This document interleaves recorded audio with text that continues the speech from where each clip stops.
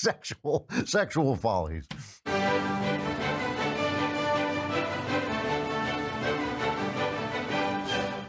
So this has been a particularly stupid week or stretch of time in this incredible mission that the left is on to prove that there's no difference between men and women, when maybe the first thing everybody learns in life is that there is a difference between men and women. I think that maybe like when you're 3 or 4, that's when you start to think like, oh, I get this. There's a difference between men and women. But they want to convince us that we shouldn't, that it's wrong to pay attention to this. There was a meeting with that guy, James Damore. You know, he was, where was he speaking? It was in I'm trying to think. It was Portland, I think.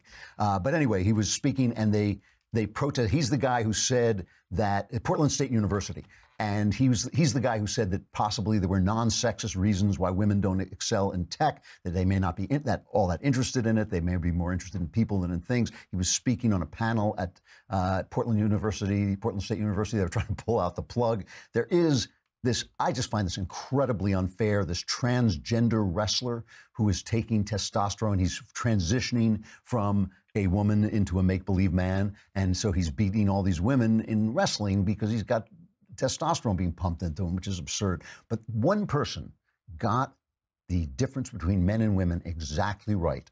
And that is at NBCnews.com. They have a little column called Think.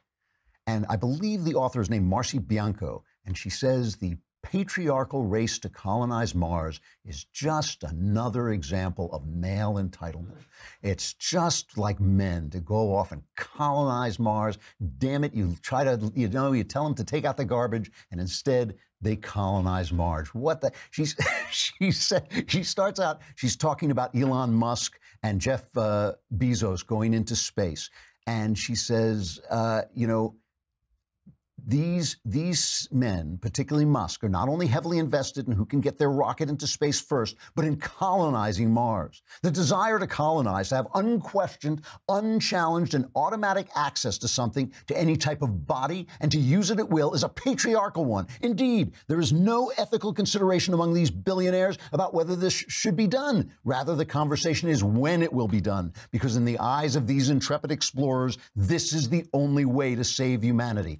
It's the same instinctual and cultural force that teaches men that everything and everyone in their line of vision is theirs for the taking. It's just like walking up to a woman and grabbing her by the crotch. It's there, so just grab it because you can. And that is absolutely right. Run for your lives, because we are coming after you, ladies, and then we're colonizing Mars. I'm Andrew Klavan. This is the Andrew Klavan Show. I'll see you tomorrow.